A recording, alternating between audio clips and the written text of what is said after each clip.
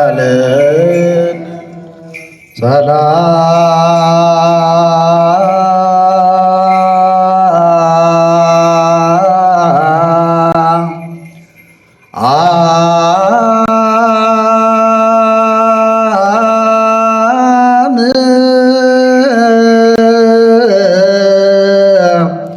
ለኩል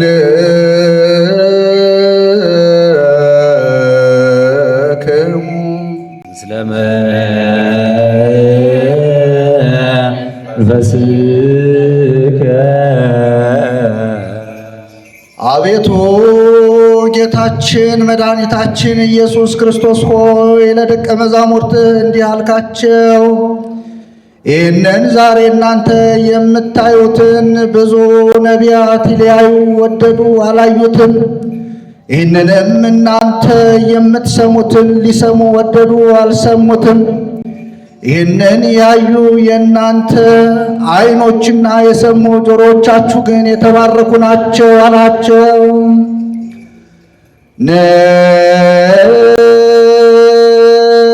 ንስማ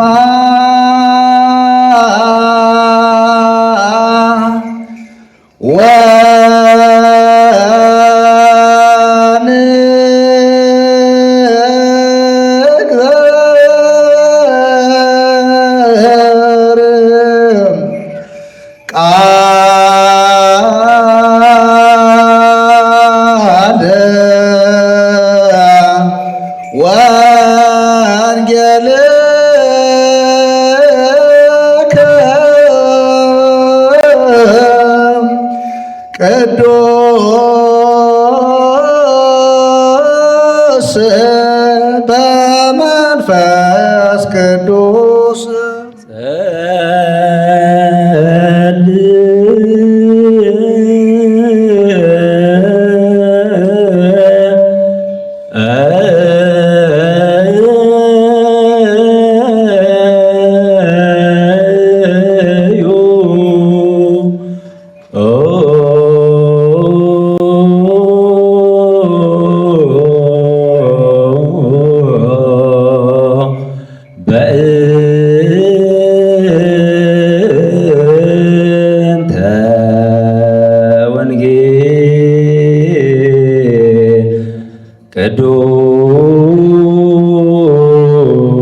ቅዱስ ራሳይከ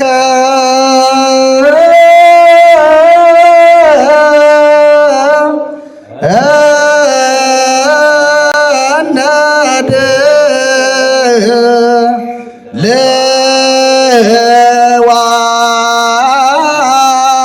ለዋነ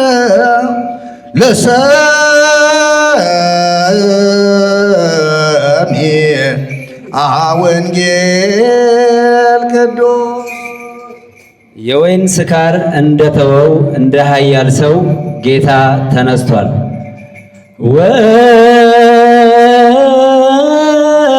ወተንሥአ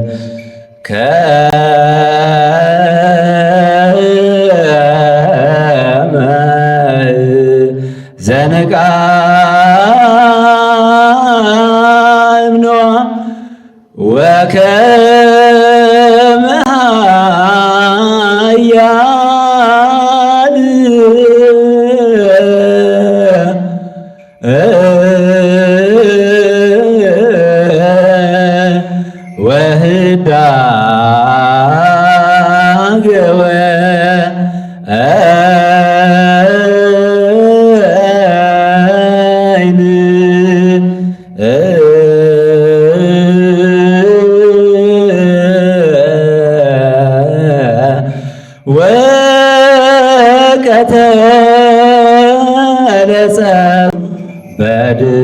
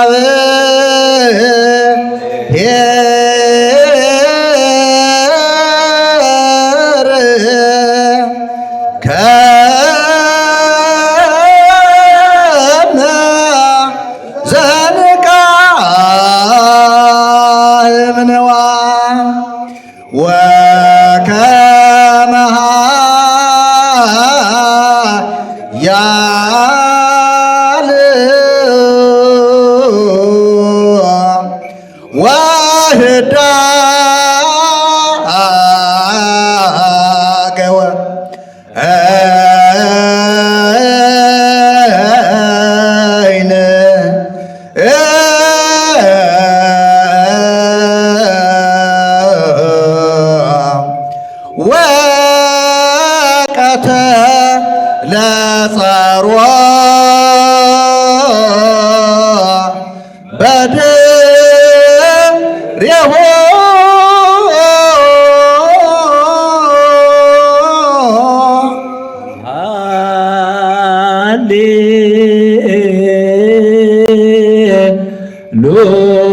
ሃሌሉያ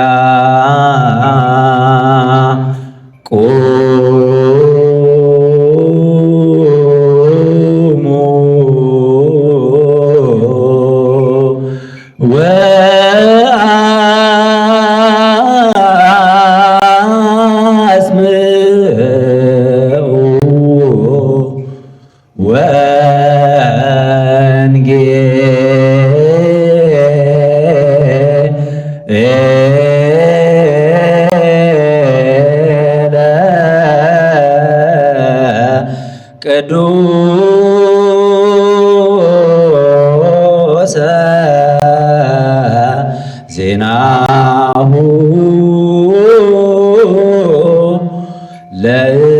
ለእግዚእነ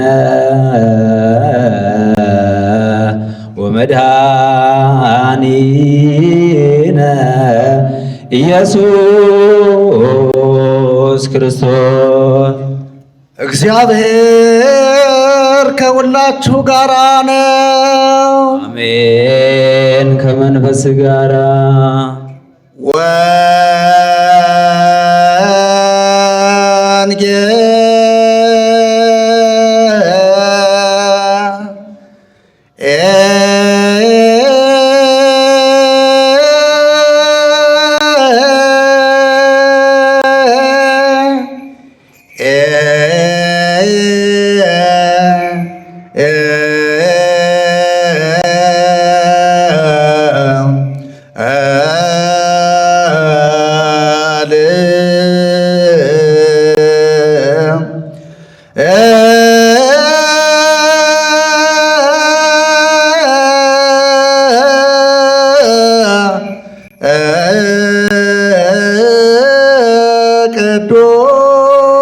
አማናዊ ወንጌል ቅዱስ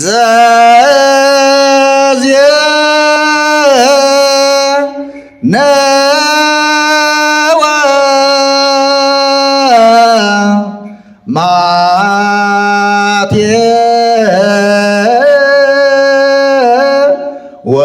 ማቴዎስ ቃለ ወልደ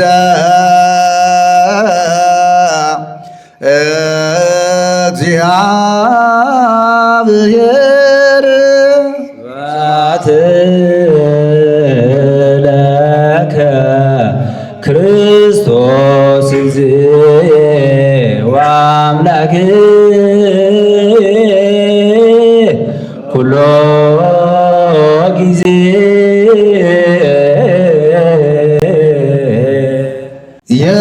የማቴዎስ ወንጌል ምዕራፍ 28 ከቁጥር 1።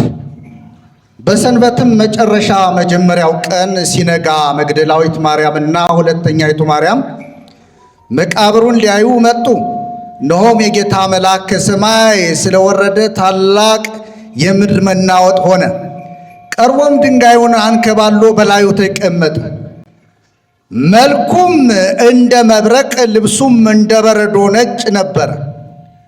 ጠባቆቹም እርሱን ከመፍራት የተነሳ ተናወጡ፣ እንደ ሞቱም ሆኑ።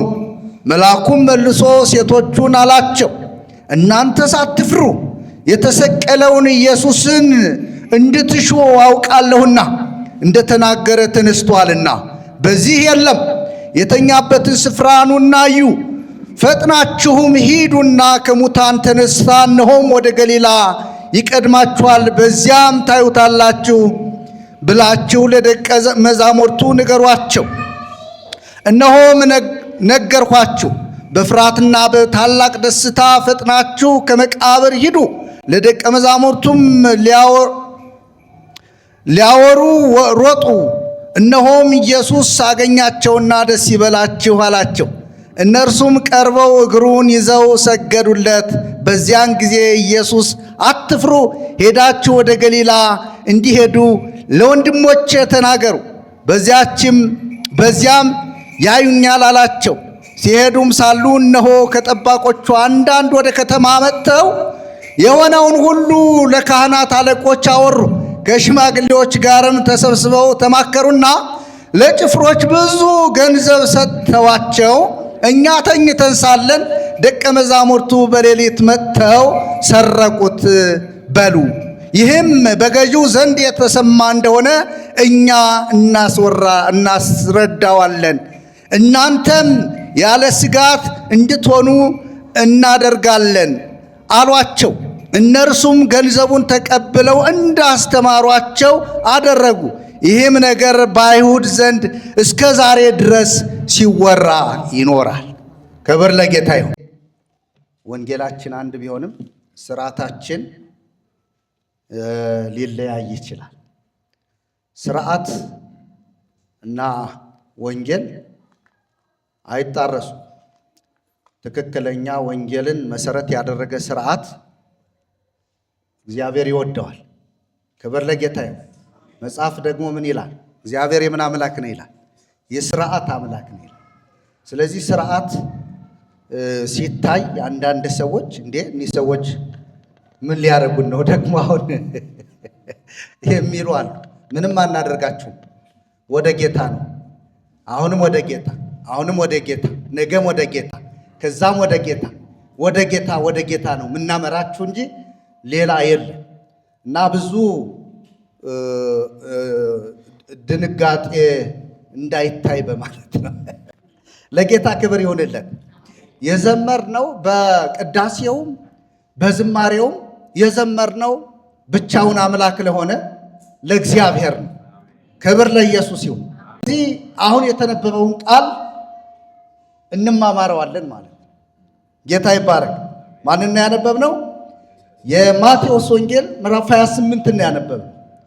የማቴዎስ ወንጌል ምዕራፍ 28 ያነበብነበት ምክንያት አለን። ያው ሰሙነ ትንሣኤ ይሄ ቃል ምናልባት በብዙዎች ዘንድ ይሰበካል ብዬ አምናለሁ። አለበለዛ ትንሣኤውን ትንሣኤ አናደርገው። ትንሣኤው ትንሣኤ የሚሆነው የትንሣኤው ጌታ ሲሰበክ ነው። ክብር ለጌታ ይሁን። ትንሣኤው ትንሣኤ የሚሆነው የክብር ጌታ ኢየሱስ ሲሰበክ ብቻ ነው። ለእግዚአብሔር ክብር ይሁንለት። እንግዲህ ይህን ክፍል እናየዋለን። ከዛ በኋላ ሌሎችንም ክፍሎች እናያለን ማለት ነው። የማቴዎስ ወንጌል ምዕራፍ 28 እንግዲህ እንደሚታወቀው የጌታችንን የኢየሱስ ክርስቶስን መነሳቱን የተረጋገጠበትና ጌታችን ኢየሱስ ክርስቶስ ከትንሣኤው በኋላ ለደቀ መዛሙርቱ የሰጠውን ታላቅ ተልእኮ ይነግረናል። ዋናው መልእክቱ ተነስቻለሁ፣ ከእንግዲህ በኋላ ምንም አያስፈልግም የሚል ሳይሆን ተነስቻለሁና እንደተነሳው ሂዱና ለሰዎች ሁሉ ምን በሉ ነው ንገሩ። ክብር ለጌታ ይሁን። አንኳሩ እሱ ነው። እሱ ታላቅ ተልእኮ ይባላል። እንደተነሳው ለሰዎች ሁሉ ተናገሩ የሚል። ነገር ግን በጣም የሚገርማችሁ ጌታችን ኢየሱስ ክርስቶስ ወደዚህ ምድር የመጣበት ዋናው ዓላማ የመጀመሪያው የጠፋውን የሰው ልጅ እንደገና ወደ ቀደመ ክብሩ ለመመለስ ጌታ ሰው ሆኖ መጥቷል። ሰው ስለጠፋ ሰው ሆኖ መጣ። ሰው ሲጠፋ ሰውንና እግዚአብሔርን የሚያስታርቅ አካል ስለሌለ እግዚአብሔር ልጁን ወደዚህ ዓለም ላከው። ልጁ ሰው ነው፣ ፍጹም ሰው ነው፣ ፍጹም አምላክ ነው። ከእግዚአብሔር አብ ጋር ከእግዚአብሔር መንፈስ ቅዱስ ጋር እኩል ሆኖ እያለ ነገር ግን እግዚአብሔር አስቀድሞ ባስቀመጠው አሰራር መሰረት እግዚአብሔር ወልድ በተለየ አካሉ ወደዚህ ምድር ሰው ሆኖ መጣ። ሰው ሆኖ የመጣው ጌታችን መድኃኒታችን ኢየሱስ ክርስቶስ የሰውን ልጅ ዝም ብሎ በየሰፈሩ እየሄደ ኑ ተከተሉኝ በማለት በዚህ ጥሪ አማካኝነት መንግስቴን አወርሳችኋለሁ የሚል መልእክት ይዞ አይደለም የመጣው።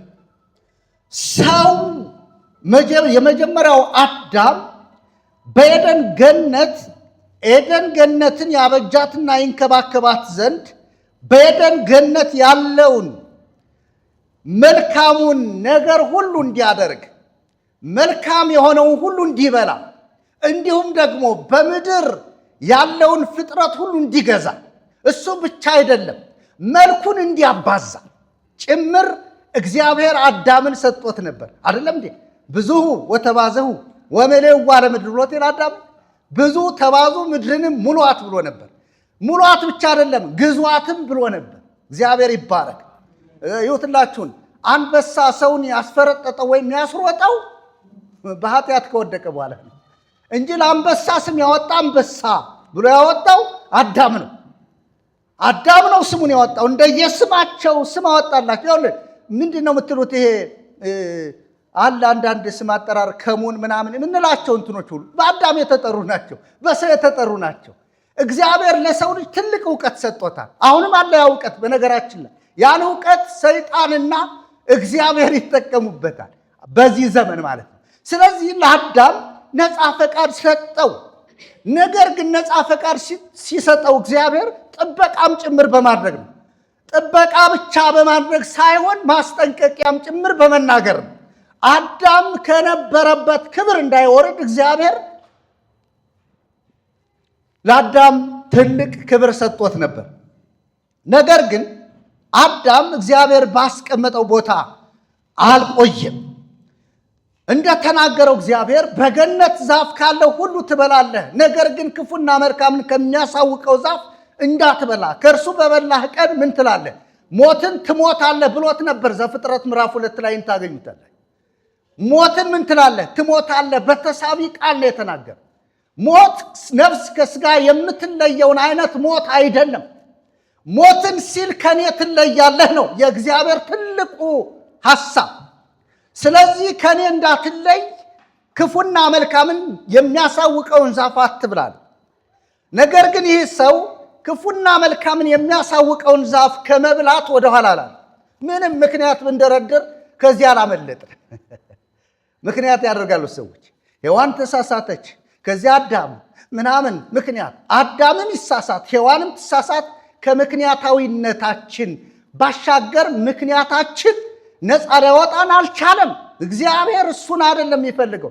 እግዚአብሔር ደግሞ በኤፌሶን መጽሐፍ ምዕራፍ 1 ሄዳችሁ እንደምታነቡት ኤፌሶን መጽሐፍ ምዕራፍ 1 ቁጥር 3 ላይ በክርስቶስ ይላል በሰማያዊ ስፍራ በመንፈሳዊ በረከት ሁሉ የባረከን የጌታችን የኢየሱስ ክርስቶስ አምላክና አባት ይባረክ ካለ በኋላ ቁጥር 4 ላይ ዓለም ሳይፈጠር ይላል በፊቱ ቅዱሳንና ነውር የሌለን እንሆን ዘንድ በፍቅር በክርስቶስ መረጠን ይላል። ይህ ምርጫ መከናወን አለበት። ምክንያቱም ያኛው አዳም ወደቀ፣ ይሄ ፍጥረታዊው አዳም ወደቀ። ከሰማይ የመጣው መንፈስን የሚሰጠው አዳም ግን ሞተ፣ ከሙታን መካከል ተለይቶ ተነሳ። ያኛው እንደ ሞተ ቀረ። ክብር ለኢየሱስ ይሁን። ምንድነው አሁን መንደርደሪያ ሐሳብ የምነግራችሁ? በደንብ ይግባችሁ እንጂ ክርስቶስ ለምን እንደመጣ በደንብ ካልገባን እኮ ፋሲካ ማክበር ብቻ እኮ ነው የሚሆነው። ሁልጊዜ በየዓመቱ ድግስ እየደገሱ በቃ እንደያቀሙ ዶሮም በግም ምንም እያለ በሬም እያለ እየበላ ማለፍ ነው የሚሆነው። መብል ጥሩ ነው። ነገር ግን ኢየሱስን ትንሣኤውን ስናከብር ምን ስለሆነ ነው? ምን ስላደረገልን ነው? በደንብ መረዳት አለብን ወገኔ። ያለበለዚያ ዝም ብለህ ስርዓት ስታከብር ትሞታለህ። ትላንት አባቶችህ እንደሞቱ ዛሬም አንተም ትሞታለህ። አንቺም ትላንት እናቶችሽ እንደሞቱ ትሞቻለሽ። ነገር ግን በደንብ ትንሣኤውና የትንሣኤው ጌታ ከገባን ሞት አለ፣ ከሞት በኋላ ሕይወት አለ። ክብር ለጌታ ይሁን። ይሄ ካልገባ ተወው፣ ትንሣኤውን ተወው፣ ፋሲካውን ምን ያደርግልሃል? እስራኤል በዓመት ምንድነው በእነሱ ላይ በሚመጣው መቅሰፍት መልአክ ቀሳፊ መልአክ ሲመጣ ያ መልአክ አልፏቸው እንዲሄድ የበግ ደም ይረጩና መቃናቸው ላይ ያ መቅሰፍት ያልፋቸዋል። እኛ ግን የበግ ደም አልተቀበልም። ሃሌሉያ! ክብር ለኢየሱስ ይሁን።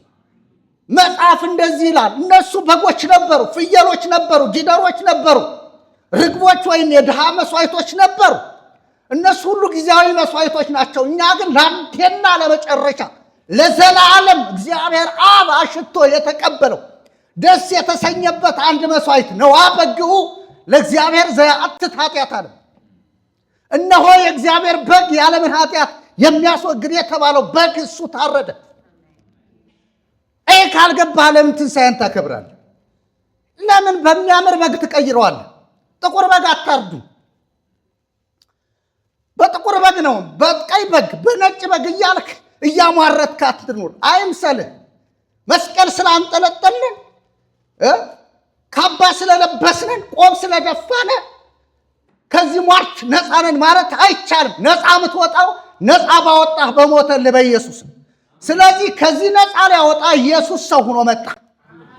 ላሳጥረው፣ አዳም ሞተ፣ እንደ ሞተ ቀረ። የሞተውን አዳም እንደገና ለመመለስ ግን ኢየሱስ ሰው ሆኖ መጣ። ሰው ሆኖ መጣ ብቻ አይደለም ወዳጅ፣ ሰው ሆኖ መጣማ ችግር የለውም። ማንም ሰው ሆኖ ይወለዳል። እኔና እናንተም ሰው ሆነን ወንድና ሴቶች ሆነን ተወልደናል፣ በዝተናል፣ ረብተናል። ከዛም ባለፈ ብዙ ዕውቀት አካብተናል። ዶክተር ተብለናል፣ ፕሮፌሰር ተብለናል። በጣም በዓለም ዕውቅ ምጡቆች ተመራማሪዎች ተብለናል። ነገር ግን ያለ ክርስቶስ ከሆነን አስከሬን ነን፣ ሕይወት የለንም። ሕይወት በክርስቶስ ስለሆነ ክብር ለኢየሱስ ይሁን። ትንሣኤን ስናወራ ከትንሣኤ በፊት ያለውን የኢየሱስን ሥራ ካላወራ ነው ትንሣኤ ብቻ ምንም አያደርግም። ምን ስላደረገ ነው ሞቶ ተነሳ ያለው? አዎ ሞቶ ተነስቷል የኛ ጌታ። ነገር ግን ከመሞቱ በፊት የነበረበት ውሽንፍር፣ ጦርነት፣ የነበረበት መከራ፣ ስቃይ፣ የነበረበት መገፋት፣ መገረፍ፣ መቁሰል፣ መድቀቅ፣ የነበረበት ጩኸት ወይም ጋር፣ የነበረበት ያ ሰቆቃ እግዚአብሔር አብ ፊቱን እስኪያዞርበት ድረስ የተቀበለው መከራ እሱ ስላንተ ስለኔ እሱ ካልተወራ ትንሣኤውን ብናወራው ምንም አይደለም። ትንሣኤ ደስታ ነው፣ ፋሲካ ስለሆነ እንደተባለው እኛ ቤት 55 ቀን ጾምነን ገደፍነን ጾመ ድህነት የሚባለውን ከሰባቱ አጽዋማት አንዱን ጾም ጭምር ሽረን እንለዋለን። 50 ምናምን ቀን እንበላለን። ምትክ እንደሱ አይደለም። ዛሬ ይህን ልብስ ለብሼ እየተቃጠልኩ ምሰብከው ስሙኝ ወዳጆች፣ ወንድሞች፣ ካህናት፣ አባቶች፣ ሊቃውንት፣ መምህራን፣ ወንድሞቼና አባቶች የምትሆኑ ታላላቆች፣ ታናናሾች፣ በወጣትነት ክህነትም የተቀበላችሁ ያነበባችሁትን ወንጌል ለመሆኑ ለሕዝብ ሰብካችሁታል? ለእናንተ ልተው። ክብር ለኢየሱስ። አንብቦ ወንጌል ቅዱስ ብሎ በቃ አነብድሞ በግዕዝም በአማርኛም ብሎ መሄድ ሳይሆን ወንጌሉ በሕዝቡ ላይ ሰርጾ እንዲገባ የለበስነው ልብስ እንዳይታዝበን ክብር ለኢየሱስ ይሁን። የለበስነው ልብስ ጭምር ሰውን የሚያርድ የሚያንቀጠቅጥ ሊነኩት ሲሉ እንዳትነኩት እየተባለ የተፈራው ልብስ ጭምር እንዳይፈርድብን፣ ልብሱ ራሱ እንዳይፈርድብን። ስለዚህ በልብሱ እውነት እንናገርበት፣ እውነት እንናገርበት፣ ኢየሱስን እንስበክበት። ክብር ለኢየሱስ ይሁን። ለዛ ነው እንጂ እንዴት ነው እናንተ? ለጌታ ክብር ይሁን። ስለዚህ ኢየሱስ በማቴዎስ ወንጌል ምዕራፍ 27 ላይ እንደምታውቁት አንድ ድርጊት ተፈጽሟል። ዘመኑ ያው ታውቁታላችሁ። ነገር ግን በዘመኑ የነበረው ጲላጦስ የሚባለው ንጉሥ ኢየሱስን አሳልፎ ላለመስጠት ጥረት አድርጎ ነበር። ጲላጦስ ስለ ኢየሱስ የገባው ሰው ነው። ለምን ሲባል የገባው ኢየሱስ ራሱ እንደኛ ገብቶት ሳይሆን ኢየሱስ ያደረገው ድርጊት መልካም ነው። ኢየሱስ የሰራው ስራ ደግነት ነው። ኢየሱስ የሰራው ስራ ፈውስ ነው። ኢየሱስ የሰራው ስራ ዕውርን ማብራት ነው። ኢየሱስ የሰራው ስራ ሽባን መተርተር ነው። ኢየሱስ የተቸገሩትን ማጽናናት ነው። ኢየሱስ ሕፃናትን አምጧቸው እስከ ማለት ድረስ የደረሰ የዋህ ጌታ እንደሆነ ገብቶታል። አንድ ነገር አጭሮበታል። የኢየሱስ ሕይወት ማለት ነው። እና ጸሐፍት፣ ሊቃነ ካህናት፣ ፈሪሳውያንና እንዲሁም አይሁድ አጠቃላይ በኢየሱስ ጉዳይ ላይ ይጨነቃሉ። ኢየሱስ ያስጨንቃቸዋል። ቸር ቢሆንም ደግ ቢሆንም ምንም ክፉ ነገር ባፉ ተንኮል ባይገኝበትም ምንም ቸር ደግ ጌታ ቢባልም ነገር ግን ኢየሱስ በዚህ ምድር በመመላለሱ ይጨነቃሉ። ለምን ይመስላችኋል? ነግራል። ለምን ይመስላል? ኢየሱስ በእነሱ መካከል በመኖሩ በእስራኤል አውራጃ በመኖሩ ይንቀጠቀጣሉ። ገሊላ ሲሄድ ይረዳሉ። ሰማርያ ሲወርድ ጥያቄ ይፈጠርባቸዋል። አሁንም ይንቀጠቀጣሉ። ኢየሱስ አስቸጋሪ ሆነ። ነገር ግን በአፉ ተንኮል የማይናገር የዋህ ጌታ ነው። ስለዚህ ኢየሱስ እንዲወገድላቸው ይፈልጋል። ይወገድልን ይህ ሰው በቃ ይህ ምኑ ነው እንዲያሰኛቸው? ምን ይመስላችሁ? አያችሁ ወገኖች፣ እንዴት አይነት ጨለማ ውስጥ እንደወጣን ጌታ የተባረከ። ዛሬ ኢየሱስ ሲነገር አንተ ላይ ዱላ ያነሳል። አንድ ዘፋኝ ግን ሲዘፍን የዘፋኙን ዘፈን ያንጸባርቃል። እውነቴን ነው የምላችሁ። ሰሞኑን አንድ ነገር እያየው ነው። እኔ የማየው መንፈሳዊ እይታ ነው። ዓለም ደግሞ መንፈሳዊ እይታ አይደለም የምታየው፣ ጊዜያዊ ነው። ደስታ ነው አይደል እንዴ? ካልዘፈነ ዘመድሽ ደስ አይለው፣ ካልጨፈረ ደስ አይለው። ይኸው ከመጠጥ ቀጥሎ ዘፈን ወይም እየዘፈንክ መጠጣት ነው። ትምህርቱ እሱ ነው። ነገር ግን ኢየሱስን ትንሣኤውን አከበርነ ብለው በትንሣኤው ማግስት ዘፈን ወጣ። አንድ ዓለም አቀፍ አንቀጥቃጭ ሰው ዘፈን ለቀቀ። በታክሲ ውስጥ ብትገቡ እሱ ነው የሚዘፍን። ራይድ ይዛችሁ ብትሄዱ ዘፈን፣ ካፌ ብትገቡ እሱ ዘፈን። በስምንት የተለቀቀ በጌታ በኢየሱስ ክርስቶስ ስም በቁጥር የሚሰራ መናፍስት ሁሉ መፍረስ አለበት። በስምንት ብሎ በ8 ቀን በ8ኛ ወር በ2018 ብሎ የተለቀቀ ዘፈን። ይሄን ጌታ ትላንትና የዛሬ 2018 ዓመተ ምህረት ሞትን ድል አድርጎ የተነሳው እሱ ግን በስሙ ትንሣኤ ይከበራል። እሱ ግን አይሰበክም። እሱ ካልተሰበከ ምኑን ነው ትንሣኤው አንተ የተቀበልከው? እንዲህ በደንብ አዳምጡ ወገኖች። እዚህ ላለው ህዝብ ብቻ ነው ዓለም ይስማኝ። ነፃ መውጣት አለብህ። 666 ምናምን እያልክ አማኝን ከምትቀምር ይልቅ አንተ ቀመርህን አንሳ። አሁን ደግሞ ተቀየረ እና ታዲያ አንተን 8 እንበል። ሌላውን አማኝ 6 አረገው፣ አንተ ደግሞ 8። እንዴት አይነት ውጊያ ነው! ስለዚህ ትንሣኤው እየተሰበከ አይደለም። ትንሣኤው መሰበክ አለበት። ትንሣኤው ሲሰበክ ሕይወት አለ። ትንሣኤው ሲሰበክ መፈታት አለ። ትንሣኤው ሲሰበክ ከሞት በኋላ ሕይወት አለ። ያለበለዚያ ግን ዘፈን ዘፍነህ የዘላለም ሕይወት አታገኝ። ኢየሱስ አንድ ቀንም ምን አላለም? ዘባ አልተዛባም። ጲላጦስ ሲጠይቀው አንተ የእግዚአብሔር ልጅ ነህ ሲለው አንተ አልክን ከማለት ውጭ ሌላ ምንም የለም። ሄሮድስም ይፈልገው ነበር። አንድ ቀን ወሰደው። ጲላጦስ ወደ ሄሮድስ ላከው። ሄሮድስ ሲያናዝዘው ዘባ ከእውነት ወይ ዘባ? ታዲያ እኔ ኢየሱስን ሳገለግል ልዛባልህ ትፈልጋለህ? ልንገዳገድልህ ትፈልጋለህ?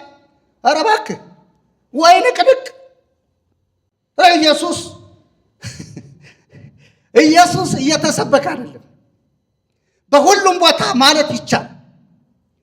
ኢየሱስ ከተሰበከ ምድር ሰላም ትሆናለች። ኢየሱስ ከተሰበከ ጦርነት ያቆማል። ኢየሱስ ከተሰበከ ዘረኝነት ያቆማል። ኢየሱስ ከተሰበከ በፖለቲከኞች መካከል ያለ መከፋፈል ያበቃና ለትውልድ ለሀገር ሰላም ይሆናል። ኢየሱስ ስላልተሰበከ።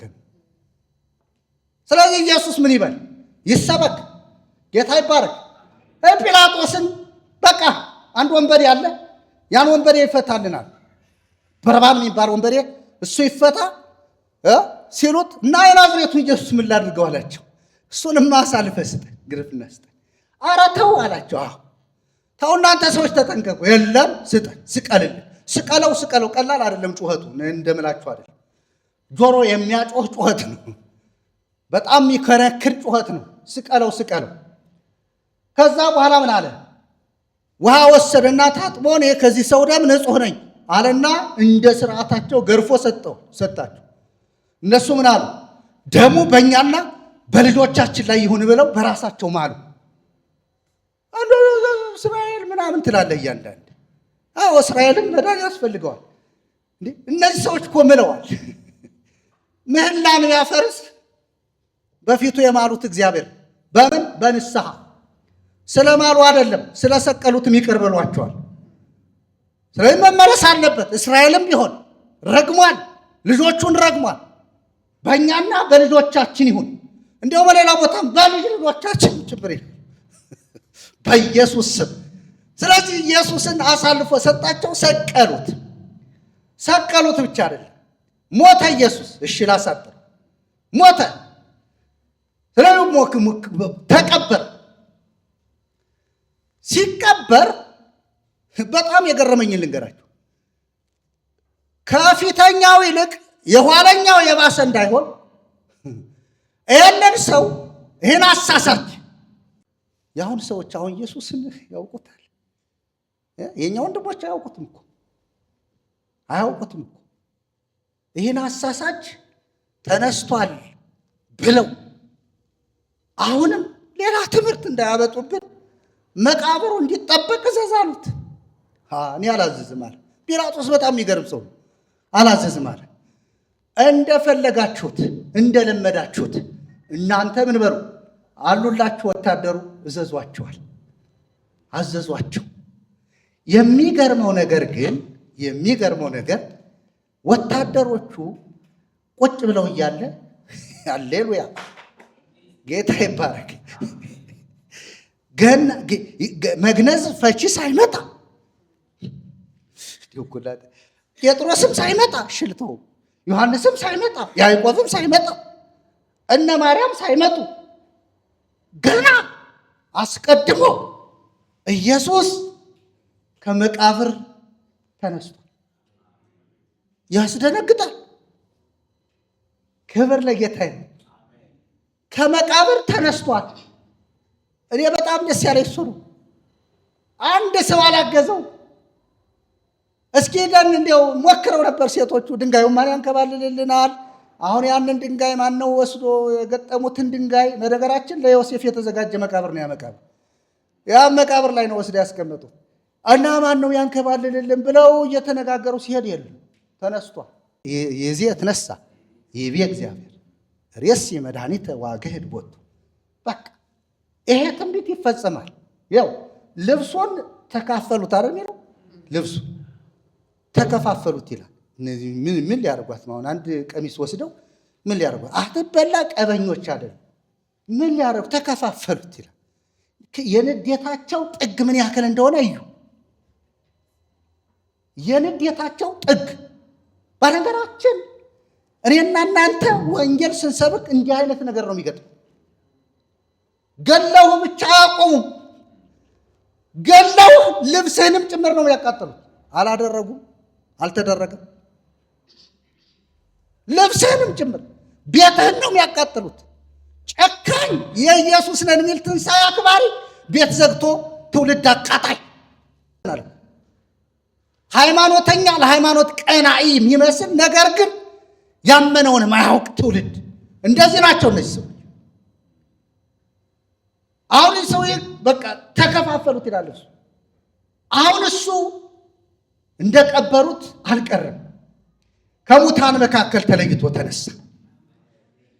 ሃሌሉያ! ትንሣኤውን ለማረጋገጥ የሄዱ ሰዎች ናቸው ቅድም ያነበብናቸው። በሰንበትም መጨረሻ መጀመሪያው ቀን ሲነጋ መግደላዊት ማርያም ስሟ መግደላዊት ማርያም ከመግደላ የመጣች 7 አጋንንት የወጣላት ኢየሱስ እጁን ያቀመሳት የኢየሱስን እጅ የቀመሰች የኢየሱስ ስም የፈወሳት የኢየሱስ ክንድ የፈወሳት ከ7 አጋንንት ስራት አይደለ መግደላ የሚባል አካባቢ የመጣች ሴትዮ። ሃሌሉያ!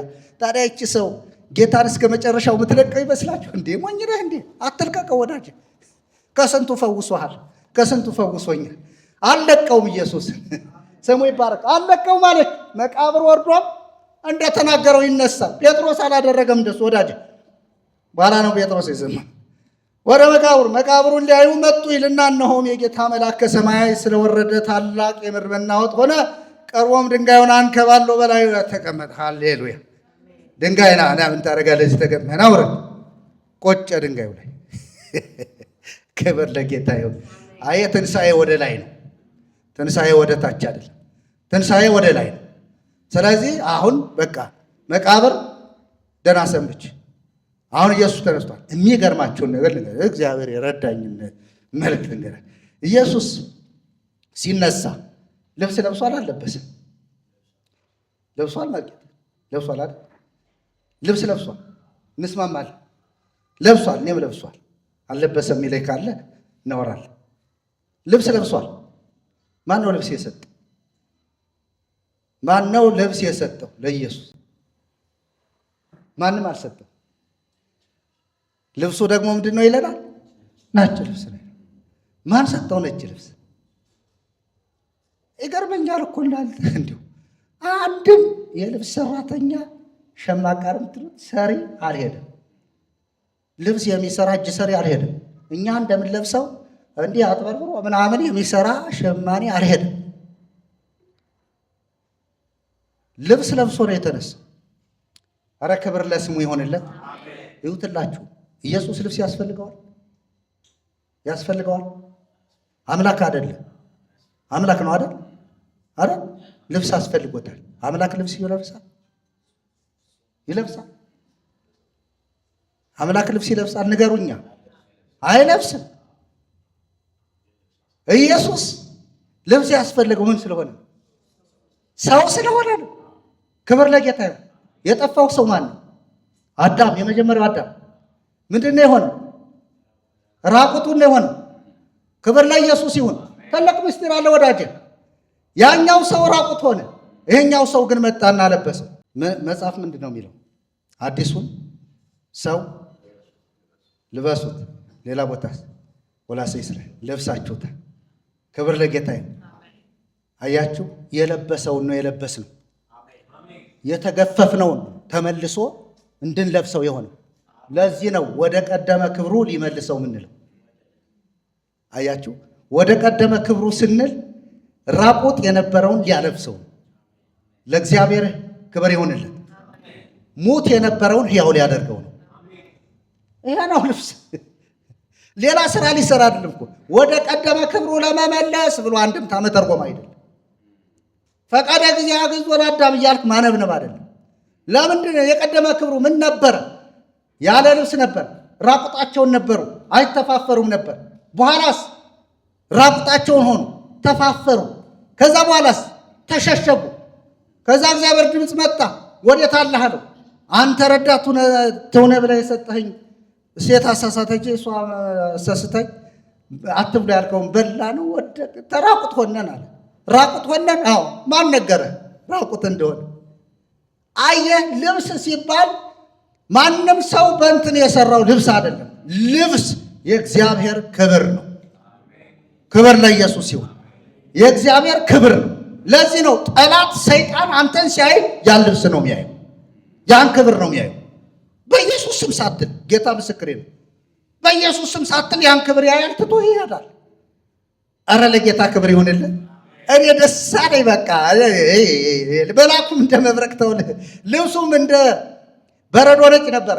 ይህንን ትምህርት ሄዳችሁ ዳንኤል ላይ ዳንኤል 7 ሂደን ስናነበው ይሄ ነጩ ልብስ ይነግራል።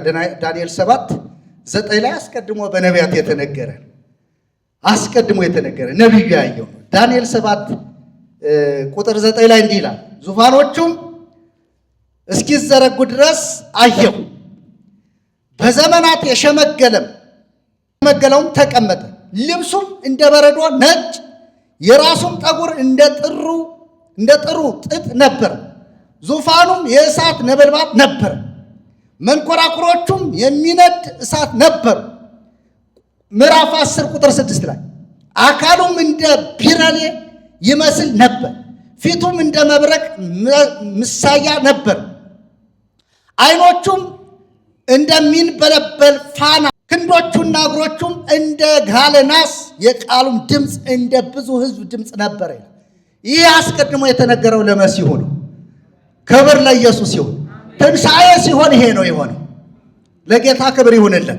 ለዚህ ነው እስኪና አንተ ጴጥሮስና ዮሐንስ ያዕቆብ አለና አንድ ቀን ወደ ረጅም ተራራ ይዟቸው ወጣና ፊቱ ተለወጠ ይላል። ልብሱም እንደ በረዶ ነጭ ሆነ። ለጌታ ክብር ይሁን። ከዛ ሲወረድ ግን መልሶ ያው የእስራኤሉ ኢየሱስ አቧራ ምናምን እየጠረገ የሚሄደው ኢየሱስ ነው ከተራራው ከወረደ በኋላ። ነገር ግን ያ ተራራው ላይ የተገለጠው ያ ክብር ከትንሣኤ በኋላ በዘላለም ተገለጠ። ክብር ለጌታ ይሁን። በቃ ለዘላለም ተገለጠ። ላይቆሽሽ ላያድፍ። ሃሌሉያ። ለዚህ ነው ዓይኖቹ እንደ ነበልባል ምናምን እያለ ራዕየ ዮሐንስ ላይ ዮሐንስ በደንብ አድርጎ ነው የገለጠው በጉን። እግዚአብሔር ይባረክ። ስለዚህ ኢየሱስ ልብስ ለበሰ ይለናል። ያ ነጭ ልብስ ማንም አላለበሰውም። እንግዲህ ራሱ እግዚአብሔር ያለበሰው ክብር ነው። የእግዚአብሔር ክብር ኢየሱስ ስሙ ይባረክ። እንግዲህ ከዛ በኋላ የሆነው ትንሣኤው ተከናውኖ እያለ ጠባቆቹም እርሱን ከመፍራት የተነሳ ተናወጡ፣ እንደሞቱ ሆነው መልአኩም መልሶ ሴቶቹን አላቸው፣ እናንተ ሳትፍሩ የተሰቀለውን ኢየሱስን እንድትሹ አውቃለሁ። እናንተ ሲያላቸው ለምንድን ነው እናንተ ሲያላቸው? የሚፈራ ይፍራ። እናንተ ምን አትበሉ? አትፍሩ። ለምን? ኢየሱስን መፈለግ ነው የመጣችው። ኢየሱስን መፈለግ የሄደ ሰው አይፍራ። ኢየሱስን መፈለግ የሄደ ሰው አይፈራ። ኢየሱስን የካደ ሰው ነው የሚፈራ። ይኸውልህ ኢየሱስን ማይፈልግ ሰው ፈሪ ነው ሁልጊዜ። ለምን? የፍርሃት መንፈስ በሱ ውስጥ ስላለ። ምን አላቸው? እንደተናገረ ተነስቷልና በዚህ የለም። የተኛበትን ስፍራ ኑና እዩ፣ ፈጥናችሁም ሄዱና ከሙታን ተነሳ፣ እነሆም ወደ ገሊላ ይቀድማችኋል፣ በዚያም ታዩታላችሁ ብላችሁ ለደቀ መዛሙርቱ ንገሯቸው። እነሆም ነገርኋችሁ። በፍርሃትና በታላቅ ደስታም ፈጥነው ከመቃብር ሄዱ። ለደቀ መዛሙርቱም ሊያወሩ ሮጡ። እነሆም ኢየሱስ አገኛቸውና ደስ ይበላችሁ አለ። ደስ ይበላችሁ፣ ኢየሱስ ጌታ ነው። አይ ኢየሱስ ሰይጣን ቢሆን አልቅስ ነው የሚል አልቅስ ነው የሚል ሰይጣን ሰይጣን ቢሆን ኧረ ምን ተስፋ አለ? ምን ዋጋ አለ? ዝም ብለህ ያለ ተስፋ ተቀምጠህ ምን ታደርጋለህ ነበር ቢለኝ፣ ኢየሱስ ግን ደስ ይበላችሁ። እሺ ለምን አላቸው። እነርሱም ቀርበው እግሩን ይዘው ምን አሉለት? ሰገዱለት። በዚያን ጊዜ ኢየሱስ አትፍሩ፣ ሄዳችሁ ወደ ገሊላ እንዲሄዱ ለወንድሞቼ ተናገሩ። ለእነማን ተናገሩ? እስኪ በሉት እናንተ። ኢየሱስ ወንድማችን ነው አይደለም? እስቲ ወንድማችን ነው በሉ እናንተ። አንዳንዱ እኮ እዚህ ላይ አለ እኮ ያልወጣለት። ኢየሱስን ወንድሜ ለማለት እንዴት እንደሚሸማቀቁ ነው ብላችሁ እንዴ! ወንድሞቼ ብሎ ሊጠራን አያፍርብንም? ኢየሱስ ጌታ ነው። ወንድሞቼ እሰይ ተሸሻልኩና ወንድሜ ኢየሱስ የልቤ ወዳጅ ውዴ፣ ኧረ ስሙ ቡሩክ ይሁን። በቃ የሚቃጠል ይቃጠር። ምን ላድርግ? ምን ላደርግ አልችልም። እንዴት ኢየሱስን ወንድሜ ትለዋለህ የምትለኝ ከሆነ ወንድሜ ነው ያለ እሱ። ለወንድሞቼ ተናገሩ በዚያም ያዩኛል አላቸው። ሲሄዱም ሳሉ እነሆ ከጠባቆቹ አንዳንድ ወደ ከተማ መጥተው የሆነውን ሁሉ ለካህናት አለቆች አወሩ። ትንሣኤው ተረጋግጧል፣ እኛ ይህ ትንሣኤ አምልጦናል። ኢየሱስ ሲነሳ አላየነው፣ ነገር ግን የለም መቃብሩ ባዶ ነው። መቃብሩ ባዶ ነው እያልክ ዘምር። እንግዲህ ከሽማግሎች ጋር ተሰብስበው ተማከሩና ለጭፍሮች ብዙ ገንዘብ ሰጠዋቸው ይላል። ይወተላችሁ ብዙ ሰዎች ይህን እውነት ለመቀበር በሐሰት ለማዳፈን ገንዘባቸውን አውጥተዋል። ኢየሱስ አማላጅ ነው የሚሉ ሰዎችን ለማጥፋት ማርያም አማላጅ ናት አላሉም ተብሎ ገንዘብ ተከፍሏቸው ብዙ ሰዎችን አጥፍተዋል። ብዙ ሰዎች የአካላዊ ጉዳት፣ ስነ ልቦናዊ ጥቃት አድርሰዋል። ኢየሱስ ጌታ ነው አለ ተብለህ ከእናት ከአባትህ ተለይታል። ከዘመድ ከወገንህ ተለይታል። ከእናት ከአባትህ መቃብር እንዳትቆም ተደርገሽ። ታዲያ እነዚህ ትንሣኤ ማክበር አለባቸው ወይ? የትንሣኤው ጌታ እሱ ሲሰበክ ምርር የሚላቸው ሰዎች ትንሣኤን ማክበር አለባቸው? እግዚአብሔር አምላካችን ይቅር ባይ አምላክ፣ ለፍርድ አንተዋቸው። እያንዳንዳችን ጽዋውን ቀምሰናል። እያንዳንዳችን ስንሰክር እንዳልኳቸው ከዘፋኝ ጋር ስንተባበር፣ ከሰካራም ጋር አብረን ስንሰክር ስንጨፍር ማንም የተናገረ የለም። ከአንቱታችንም አልጎደልም። አንቱ ከሚለው አጠራር አልጎደለም። ቀጠላ አንቱ የሚባለው ማንነቱ የተወሰደው ኢየሱስ ጌታ ነው ያለለት። አሁንም ኢየሱስ ጌታ ነው። ለዘላለም ኢየሱስ ጌታ። አንድ ወንድማችን ከቤተ ክርስቲያን ካሉ ሰባኪዎች አንዱ ኢየሱስ ጌታ ነው የሚል ሰነድ የለም አለ። አይኑን ያፈጠጠ ክህደት። ኢየሱስ ጌታ እንደሆነ በአፍህ ብትመሰክር ኢየሱስ ጌታ ነው ማለት አይደለም። ኢየሱስ ጌታ እንደሆነ በአፍህ ብትመሰክር እግዚአብሔርም ከሙታን እንዳስነሳው በልብህ ብታምን ትድናል። ኢየሱስ ጌታ ነው አይደለም የሚለው እውነት ነው።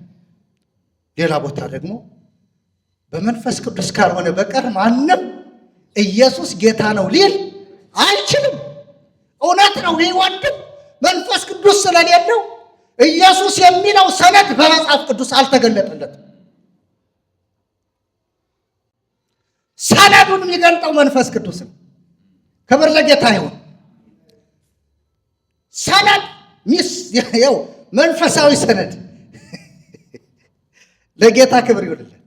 ደግሞ ምን ሰማው መሰላችሁ?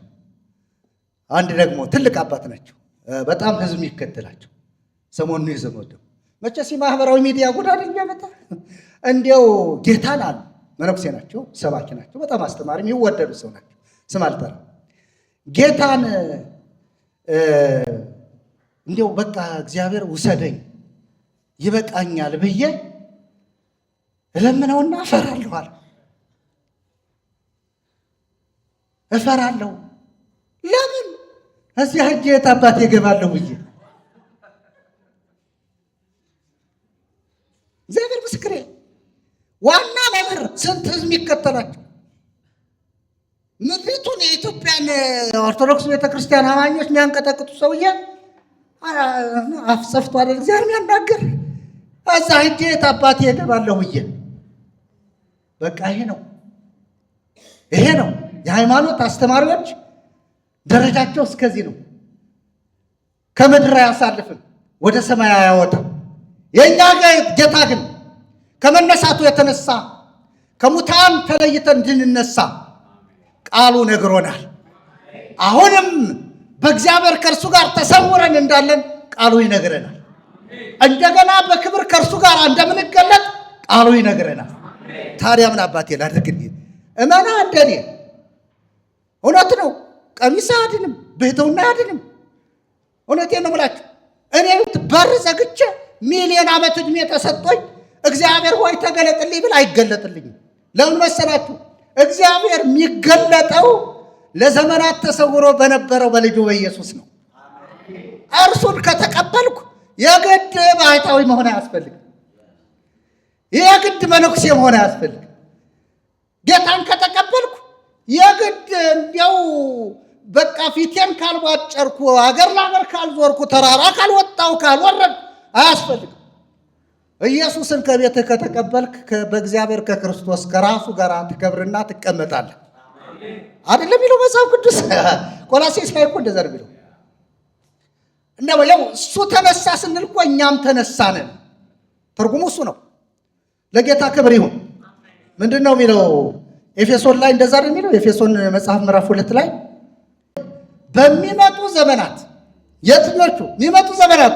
ወደፊት በክርስቶስ ኢየሱስ ለእኛ ባለው ቸርነት፣ ለእኛ ባለው መዓት አይልም፣ እንደ ቸርነት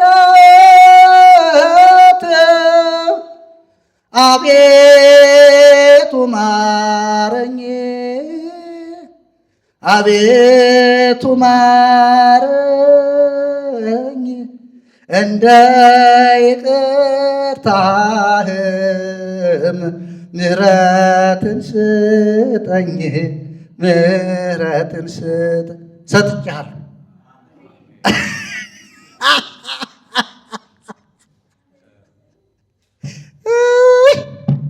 ይኸውልህ ምን ይላል መሰለህ? ሃሌሉያ! ጌታ ስም ብሩክ ይሁን። ጌታ ይኸውልህ ለእኛ ባለው ቸርነት ከሁሉ የሚበልጠውን፣ ከምን የሚበልጠው? ከሁሉ የሚበልጠውን የጸጋውን ባለጠግነት ያሳይ ዘንድ ከእርሱ ጋር አስነሳን። የመጀመሪያው ከማን ጋር? ከእርሱ ጋር፣ ከኢየሱስ ጋር። ማን? አብ አስነሳን። ሃሌሉያ!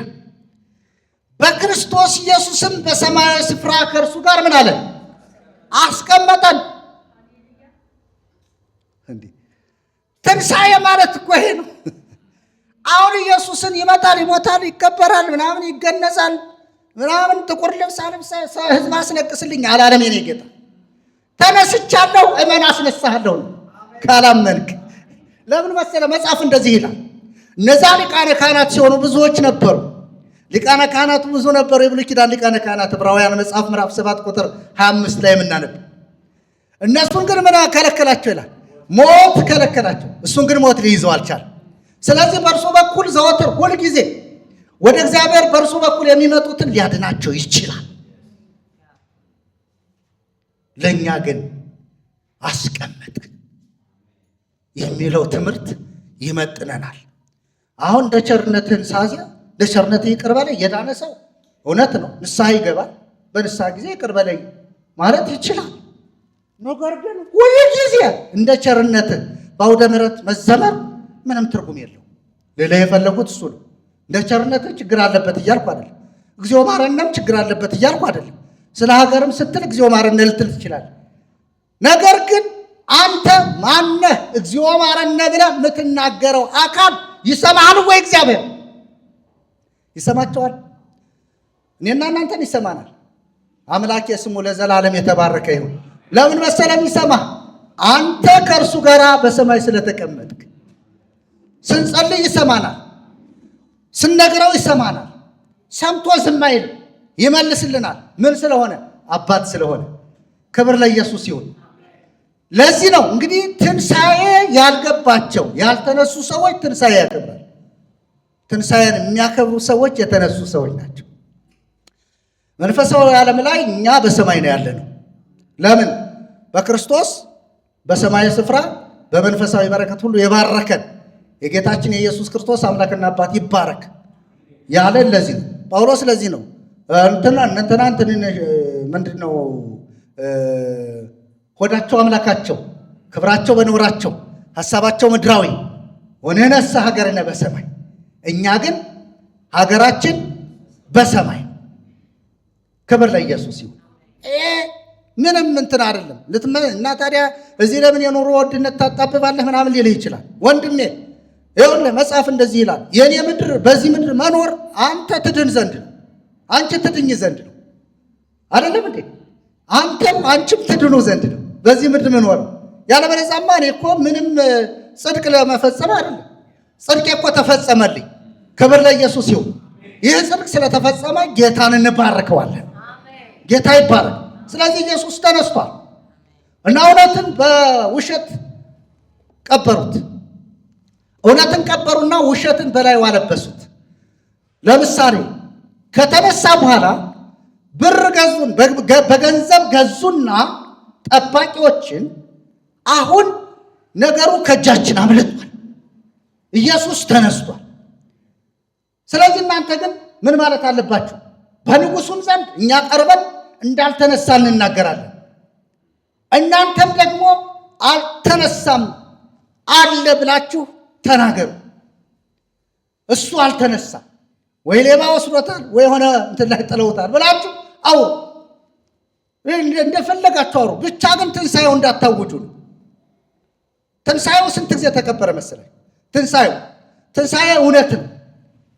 ትንሣኤ እውነት ነው። በውሸት ተቀብሮ አይቀርም።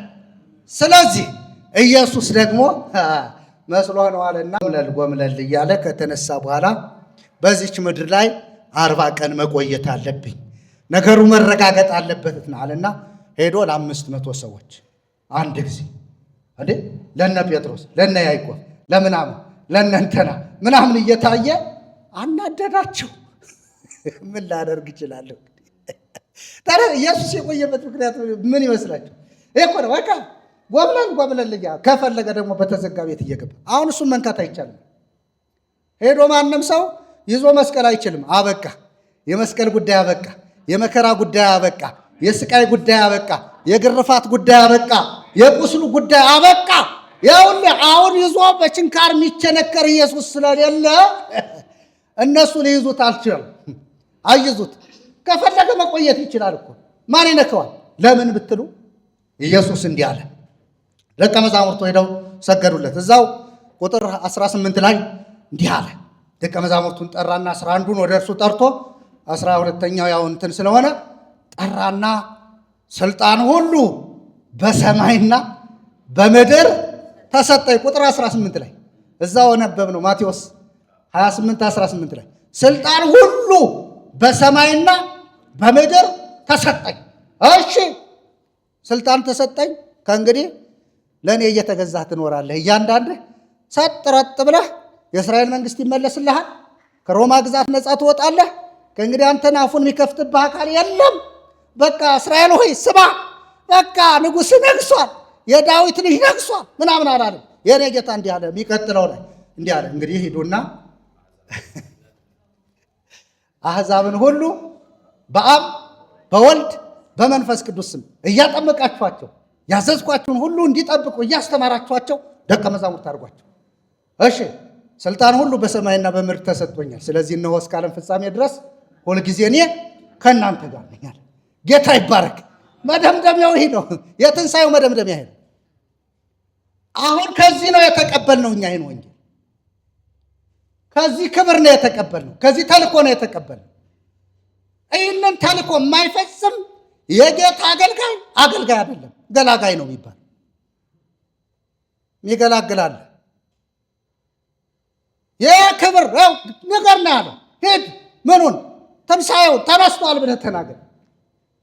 ለምን? እሱ ስልጣን ሁሉ በሰማይና በምድር ተሰጥቶታል። ከእንግዲህ በኋላ እሱን ተቀበል ነው እንዴ? ተቀበል፣ የግድህ ነው። ካልተቀበልክ ምን አገባኝ? እኔ የተባልኩት ንገር ነው አይደለም እንዴ? አንድ አገልጋይ ንገር ነው እንጂ የተባለ አድን አልተባለም። አንዳንዱ እናቴን ለማዳን ብሎ ይጋጋጣል። ንገራት ለእናትህ። ኢየሱስ ብቻ መንገድ፣ እውነት፣ ሕይወት ነው በላት። በእርሱ በኩል ካልሆነ በቀር ወደ አብ መግባት አይቻልም በላት። ንገረው ለአባትህ፣ ለእህትህ፣ ለወንድምህ። ካልተቀበሉስ ምንም ልታደርግ አትችልም። አንተ ምንድን ነው የተባልኩ? ሂዱ ወንጌልን ለፍጥረት ሁሉ ስበኩ። ያመነ የተጠመቀ ይድናል፣ ያላመነ ግን በቃ አለቀ። 4 ነጥብ። በማን ነው የሚያምን? በኢየሱስ። በእኔ የሚያምን በነፍሱ ምስክር አለ። በወልድ የሚያምን የዘላለም ሕይወት አለ። በእርሱ የሚያምን እንዲድን ነው እንጂ እንዳይጠፋ እግዚአብሔር አንድያ ልጁን እስኪሰጥ ድረስ ዓለሙን እንዲሁ ወዷል። ይኸውልህ ልጁ የተሰጠን አንተ ሊሞትልህ ነው። ስለዚህ እሱን አምኖ መቀበል ግዴታ ነው ለመዳን ከፈለግ።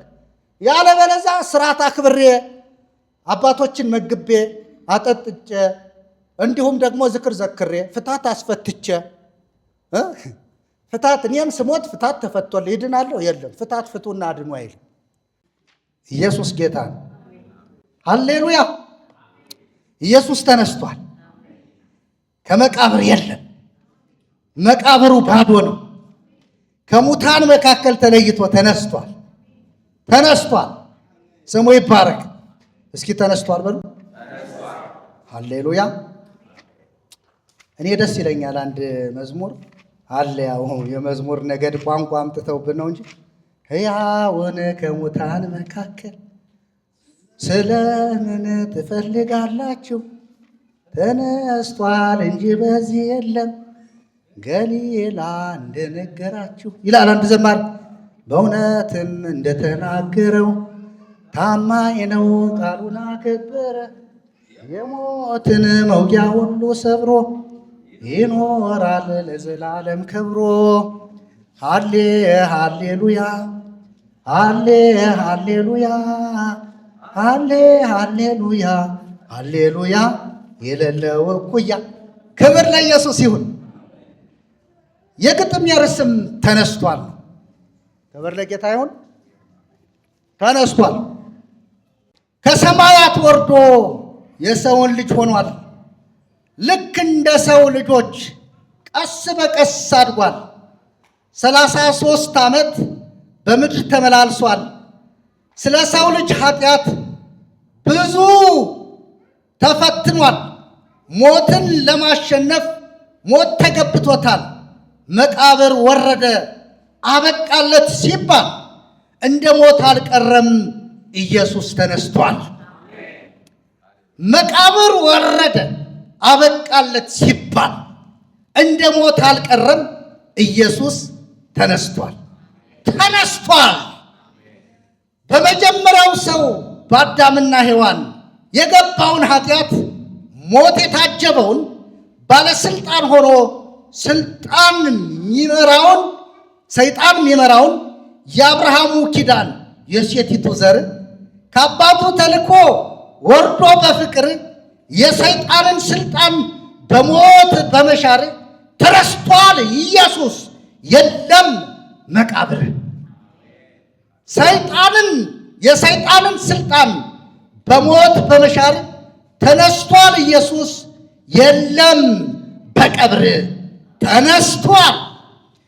መተላለፋችን በእርሱ የወደቀ ስለ በደላችን ቆስሎ የደቀቀ እርሱ ኃጢአት ሆኖ እኛን ያጸደቀ በችንካር ተወግቶ በደም የጠለቀ በአደባባይ ወድቆ ለዓለም የታወቀ ኒቆዲሞስ ወስዶ መቃብር ያኖረው ተነስቷል። ኢየሱስ ዛሬ በሰማይ ነው፣ በታላቅ ብርሃን ውስጥ ማንም በማይቀርበው ተነስቷል ኢየሱስ። በሰው ልጆችና በእግዚአብሔር ዘንዳ ብርቱ የሆነውን የጥልን ግድግዳ ሲወርድ ሲዋረድ የመጣውን ፍዳ ሰይጣንን ቀጥቅጦ ጥሎ ምድረ በዳ ተነስቷል ኢየሱስ ደምስሶ ያነዳ። ክብር ለኢየሱስ ይሁን። ኢየሱስ ተነስቷል። የዕዳውም ጽሕፈት ደግሞ ተደምስሷል። መጋረጃው ከላይ ወደ ታች ተቀዷል። ጥልም ተወግዶ እርቅ ተፈጽሟል። የብሉይ ኪዳኑ ፋይሉ ተዘግቷል። ኢየሱስ ሰው ሆኖ በመካከል ገብቷል። አሮጌው ተሽሮ አዲስ ኪዳን ሆኗል። ተነስቷል ኢየሱስ። ማንም አይጠየቅ በአዳም ኃጢአት፣ ማንም አትጠየቅ በሔዋን ስተት። አሁን የሚጠየቅ የትኛውም ሰው በዘር ውርስ አይደለም፣ በየግሉ ነው። የኔን ያንተን ያንቺን የሁሉን ሞት ሞቶ በሰማይ ይታያል። ኢየሱስ ተነስቷል። ኢየሱስ የመጀመሪያው ሰው ስቶ ቢወድቅ መርገም ተወግዶ ተፈጽሟል እርቅ። ስለዚህ የሰው ልጅ ከአንተ የሚጠበቅ በኢየሱስ ማመን ነው፣ በእግዚአብሔር ጽድቅ። አንድ መንገድ አለ አማራጭ የሌለው፣ አንድ እውነት አለ ሐሰት ያልበገረው፣ አንድ ሕይወት አለ ሞት ያልተከተለው፣ አንድ ጌታ፣ አንድ ሰው፣ አንድ ወንድም የሆነው ዓለምን ለማዳን አባቱ የላከው እርሱም ኢየሱስ ነው በሰማያት ያለው። ክብር ለኢየሱስ ይሁን። ብዙ መንታ መንገድ አለ፣ ብዙ በር የሰውን አእምሮ የሚመዘብር እውነትም የሚመስል አለ፣ ብዙ ዝክር ግራ የሚያጋባ የሚያደናግር ከእውነተኛው መንገድ ለይቶ የሚያስቀር የማያሻግር። ስለዚህ ኢየሱስ ተነስቷል። እውነተኛውን በር ልንገርህ ወንድሜ፣ ከጭንቀት አውጥቶ የሆነኝ ሰላሜ፣ ብርታትን የሰጠኝ ገብቶ በድካሜ ሳፍር ሚጠራኝ እያለ ወንድሜ፣ ሁሉም በልክ ሲሆን ሲያገኝ ድምዳሜ፣ ኢየሱስ ብቻ ነው የሌለው ፍጻሜ። ስለዚህም አንተ ጋብዘው በሕይወትህ፣ ከጨለማ ያውጣ ይፍታህ ከስራትህ። የማያደናግር እርሱ ነው መንገድህ፣ ወደ ሰማዩ አባት በሰላም ያደርስህ፣ ወደ ሰማዩ አባት በሰላም ያደርስህ። ኢየሱስ ጌታ ነው። ሃሌሉያ! ክብር ለጌታ ይሁን። ኢየሱስ ተነስቷል። ከመቃብሩ የለም። ኢየሱስ በመነሳቱ እኛም ከእርሱ ጋር ተነስተናል። እኛም ከእርሱ ጋር ከብረናል። ክብር ለጌታ ይሁን። ጌታ ይባረክ። ሃሌሉያ!